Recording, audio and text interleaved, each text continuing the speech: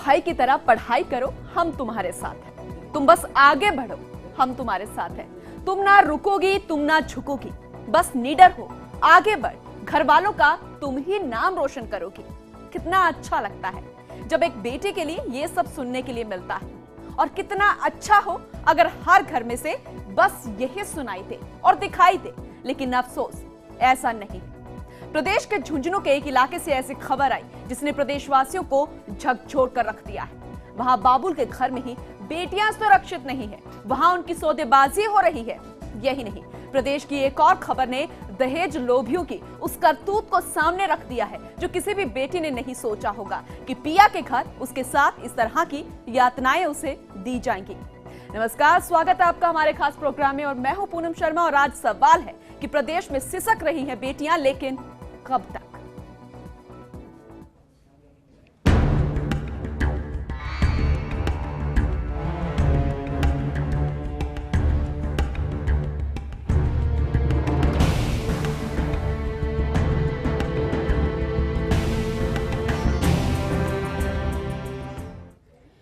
ससुराल वालों ने उसके माथे का सिंदूर मिटाकर उसके ललाट पर लिख डाला, मेरा बाप चोर। पीड़िता के साथ ससुराल वालों का अत्याचार यहीं पर नहीं थमा। दहेज लोभियों की वो करतूत भी सामने आई जो किसी भी बेटी ने नहीं सोचा होगा कि पिया के घर शादी के 6 महीने के बाद ही उसके साथ इस तरह की यातनाएं, अत्याचार शुरू हो जाएगा। जरा ये रिपोर्ट देखिए। राजस्थान के आमेर थाना क्षेत्र की रहने वाली इस लड़की को शायद पता नहीं था कि शादी के बाद उसकी जिंदगी नर्क बन जाएगी। पिता ने बड़े ही चाव से 14 जनवरी 2015 को बेटी की शादी अलवर के राजगढ़ स्थित रैणी निवासी जग्गू से की थी। लेकिन शादी के 6 महीने बाद ही ससुराल वाले बेटी को दहेज के लिए परेशान करने लग गए। उसका कसूर सिर्फ इतना था कि पिता दहेज में 51,000 रुपए नहीं दे पाए, जिस वजह से ससुराल वालों और पति ने उस पर ऐसा जुल्म उठाया कि रूह कांप जाए। ससुराल वालों ने उसके माथे पर सिंदूर मिटा ललाट पर लिख डाला, मेरा बाप चोर। पीड़िता के साथ ससुराल वालों का अत्याचार यही नहीं थमा। पीड़िता ने बताया कि पति और 3 जेठों ने उसे कुछ सुखा दिया, फिर उसके हाथ पैर बांध दिए, मुंह में कपड़ा तक ठूंस दिया गया और मशीन से शरीर पर कई जगह पिता का नाम लिख गालियां गोद दी गई। यही नहीं, उसके साथ गैंग रेप भी किया गया। वो गाय करे मेरे को खिला दिया, फिर भांग की गोली खिला दी मेरे को। क्या क्या किया, क्या लिखा आपके अंदर? मशीन लग दिया। बाहर देश में देर गया से, बाहर देश में देर किया से मेरे को। बाहर देश में मंदरास में ले गया सा, तो डाके नहीं लेके आए मेरे को। फिर वो कहीं करे मेरा माँ बाबा आदि नहीं आवला। ऐसे बोले तेरा बाप से मोटरसाइकिल लेकर, फिर से लेकर तेरा बाप से जब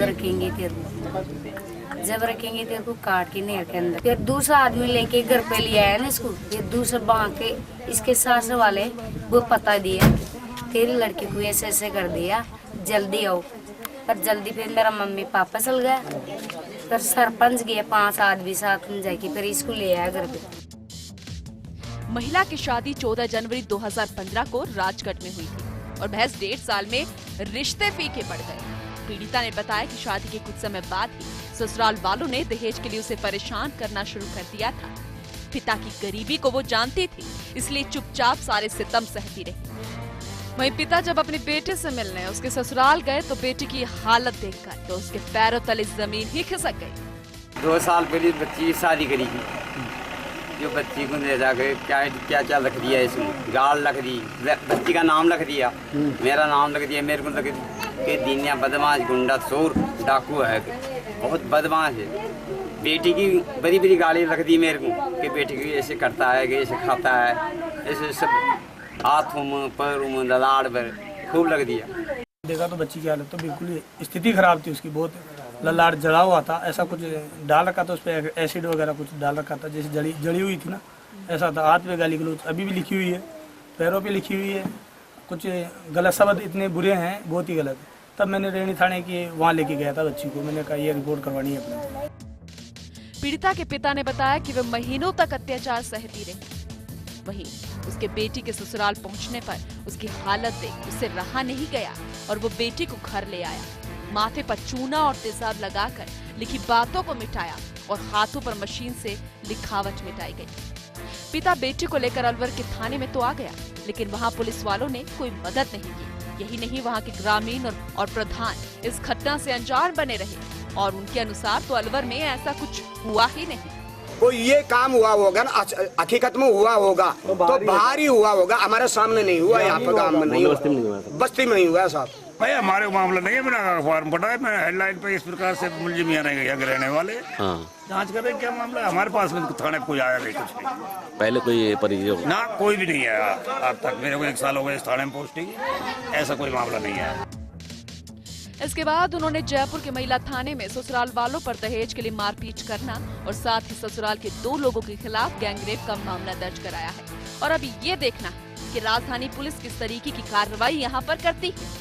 वहीं क्या अलवर पुलिस वाले पूरे मामले में सहयोग करेंगे, ये जानना भी बेहद जरूरी है, क्योंकि सवाल उठता है कि क्या फिर किसी पीड़िता को न्याय नहीं मिल पाएगा, या फिर इस बार इस पीड़िता को न्याय मिल जाएगा, या फिर प्रदेश के बेटियों की सिसकियां बस यूं ही गूंजती रहेगी और हम जानकर भी अनजान ही बने रहेंगे।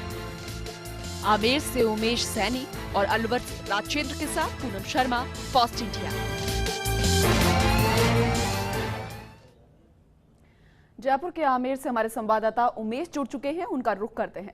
उमेश, पूरे मामले पर अब मामला दर्ज करवाया गया है, लेकिन कार्रवाई अब कैसे होगी, इसका इंतजार परिजन और पीड़ित परिवार यहां पर कर रहे हैं। न्याय उन्हें कब तक मिलेगा, इसे लेकर क्या कुछ जानकारी मिल पाई है?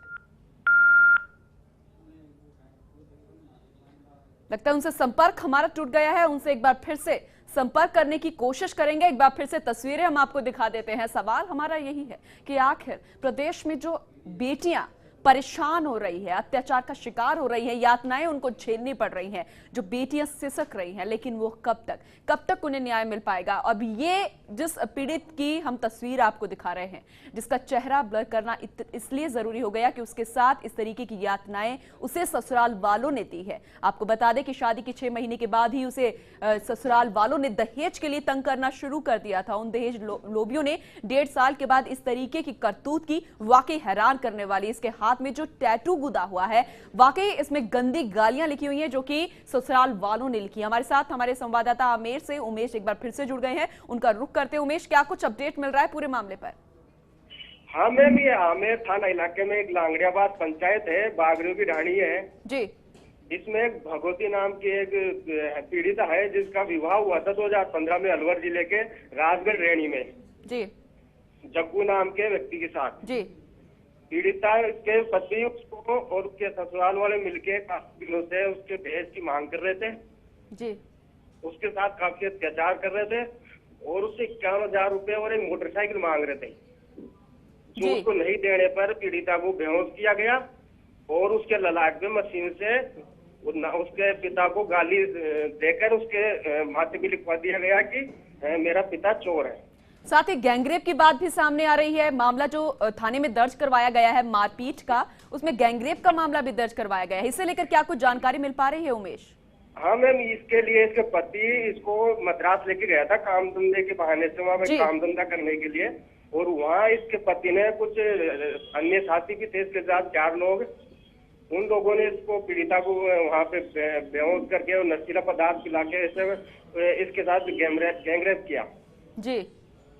और फिर वहाँ से आने के बाद इसको घर में बांध दिया गया और इसको मारपीट की गई कि अगर ये किसी को अगर बताइए तो तुझे जान से मार देंगे। लेकिन अब तो पीड़ित के परिवार को पता चल चुका है, यहाँ पर वो मायके वापस आ गई है, क्योंकि अलवर वो गए थे, वहां पर मामला दर्ज नहीं किया गया। लेकिन अब आमेर में, जयपुर में मामला दर्ज हुआ है। क्या कुछ कहना है पुलिस प्रशासन का? क्या किस तरीके की कार्रवाई वो करेंगे? जो आरोपी है, जो ससुराल वाले, उन पर किस तरीके का एक्शन लिया जाएगा? क्या उनको हिरासत में या उनको हिरासत में लेकर पूछताछ करने की बात यहाँ पर सामने आई है? पुलिस आश्वासन दे रही है कि कार्रवाई करने के लिए पीड़िता के बयान भी लिए हैं, आज उसका मेडिकल भी करवाया गया है और उसको पूछताछ भी चल रही है। पुलिस वहां जाएगी और कार्रवाई करेगी जी। क्या कुछ गंभीर पुलिस प्रशासन यहाँ पर नजर आ रहा है? गंभीर पहले नहीं था, लेकिन जब आज से जब ये मामला ज्यादा उठ गया, इसके बाद पुलिस थोड़ा सख्ते में आ गई है और पुलिस इसमें कार्रवाई में लग रही है। जी, तो वही पीड़ित जो परिजन है, परिवार वाले हैं, उनका क्या कुछ कहना है? पीड़ितों का यही कहना है कि वो गरीब है, उनकी इतनी वो नहीं है, फिर भी उन्होंने अपने बेटी को मतलब काफी दिनों तक इस मामले को दबाए रखा कि उसका घर बस जाए और ऐसे कोई मतलब 5 जो पंचों में ही मामला शांत हो जाए, समझा बुझा के।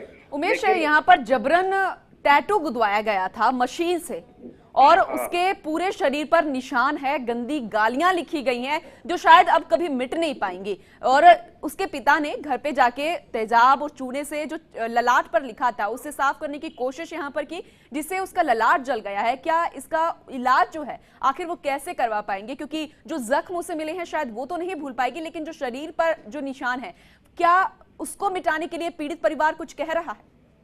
मैम, वो पीड़ित परिवार अभी कुछ नहीं कह पा रहा है, वो खाली यही कर रहे हैं कि बस उन्हें न्याय मिल जाए और न्याय की गुहार कर रहे हैं वो। और जो उसके साथ हुआ है उसको उन लोगों ने इस तरीके से केमिकल डाल के मिटाया है कि शायद वो उसके जीवन पर वो निशान उसके साथ रहेंगे। चलिए, शुक्रिया उमेश तमाम यहाँ पर जानकारी देने के लिए। तो आपने सुना किस तरीके से ये पीड़ित परिवार अभी भी डरा हुआ है, अभी भी इसी सोच में है कि आखिर वो क्या करे, क्योंकि जो इसकी स्थिति है वो खासी खराब है। तो वहीं आपको बता दें कि यहाँ से प्रभु दयाल मीणा जी हमारे साथ जुड़ चुके हैं, सरपंच है, उनका रुख करते हैं। प्रभु दयाल जी, स्वागत है आपका फर्स्ट इंडिया में। जी नमस्कार मैडम जी, नांगड़िया ये जो है अमेर में, यहाँ जी नांगड़ियावास, यहाँ पर इस तरीके का जो मामला सामने है वाकई हैरान करने वाला है। पूरे अगर मामले को देखते हैं किस तरीके से ले रहे हैं? ये बिल्कुल मैडम, इन्होंने क्या दहेज की मांग करी थी पहले जी। तो ये पिताजी गरीब आदमी है, बिल्कुल इनके 2, 4, 5 बच्चे जो थोड़े से मंद बुद्धि के हैं, तो उन पिताजी ने पैसे दे नहीं पाए, तो उन्होंने बच्ची के सर पे ललाट पे कुछ ऐसी गलत गालियां लिखी, हाथ में लिख रखी है, ऐसा कुछ। अब मामला यहाँ पर प्रभु दयाल जी दर्ज करवा दिया गया है। क्या लगता है पुलिस प्रशासन पूरे मामले को गंभीर तरीके से लेगी? जो आरोपी हैं उन तक पहुंचने की कोशिश यहाँ पर की जाएगी? जी बिल्कुल बिल्कुल मैडम, हमारे जो गाँव वाले की जो डिमांडेशन है वो यही है कि जो आरोपी जिन्होंने इतना गिलोना हरकत की है उनको बिल्कुल सजा मिलनी चाहिए। और पुलिस प्रशासन से भी हम यही उम्मीद करते हैं कि हमारी मदद करे इस मामले में पूरी, ताकि आगे कोई ऐसी औरत के साथ या किसी बच्ची के साथ ऐसा गलत करके नहीं हो। वहीं अगर हम उस पीड़ित महिला की हम बात करें प्रभु दयाल जी, उसके पूरे शरीर पर इस तरीके के निशान है और पिता ने घर पे उसको साफ करने की कोशिश तो की, लेकिन वो जल रही है। क्या उसका इलाज हो पाएगा या फिर जो उसके शरीर पे निशान है वो हटवाने की कोशिश की जाएगी अपनी तरफ से? अब वो तो मैडम कोशिश तो यही रहती है कि अपनी बच्ची की बदनामी नहीं होए जी। हर बाप यही चाहता है कि अपनी बच्ची को कोई मार्केट में कुछ नहीं गए, लेकिन उसका मैडम क्या है कि जो लिखा हुआ ना, जिस स्याही से वो लिखी है वो एक मशीन से लिखी गई है, और वो मशीन से इस तरीके से लिखी है कि वो बिल्कुल सर्जरी के अलावा मिटेगी नहीं वो। बिल्कुल वही मैं आपसे कह रही हूँ कि अब इलाज जो है वो मुमकिन है। हम बस यही उम्मीद कर रहे हैं कि जो जिम्मेदार अधिकारी हैं, जो आप लोग हैं, अगर आप लोग कोशिश करें तो ये चीज मिट सकती है, और अगर आप कोशिश करेंगे तो इस पीड़ित परिवार को न्याय भी मिल सकता है। बिल्कुल मैडम, हम पूरी कोशिश करेंगे मैडम। इसमें ये मानो कि यहाँ तक जो आज ये महिला पहुंची है बिल्कुल मेरी बदौलत है, और मैंने पूरी जी जान से मेहनत की है इसको यहाँ तक लाने में, इसको मदद दिलाने में, क्योंकि गरीब परिवार से हैं। और हम ये चाहते हैं कि आगे भी जो भी होगा, जो इसकी जैसे सर्जरी हो कुछ भी हो, उसमें हम पूरी मदद करेंगे। अच्छा प्रभु दयाल जी, मैं आपसे ये सवाल पूछ रही थी, आप बहुत अच्छा काम करें, उम्मीद करते हैं आप आगे भी ऐसा करते रहेंगे। ये सवाल मैं पूछ रही थी कि जो ससुराल वाले हैं वो अलवर से हैं, लेकिन जब वहां पर मामला दर्ज नहीं किया गया, वहां के ग्रामीण कह रहे हैं कि अब वो दिल्ली शिफ्ट हो गए हैं। ये माजरा जरा समझ में नहीं आया। वो ये है मैडम, वो अपने जो ससुराल में रहते हैं वहाँ से वो काम करने के लिए जो ये खिलौने वगैरह बेचते हैं फुटपाथों पे जी, उसके लिए मैडम ये बाहर जाते हैं। अब जैसे अभी बरसात के टाइम में वो बाहर रहते हैं, बरसात जो ही खत्म होगी फिर वो वापस गाँव आ जाते हैं अपने। चलिए फिलहाल वक्त एक छोटे से ब्रेक का, लेकिन आप कहीं मत जाइए, क्योंकि ब्रेक के बाद भी आपको ऐसी सिसकती बेटियों की दास्तान हम दिखाएंगे, लेकिन पिया के घर नहीं, बाबुल के घर दिखाएंगे आखिर किस वजह से बाबुल के घर में ही बेटियां सिसक रही है। एक छोटे से ब्रेक के बाद।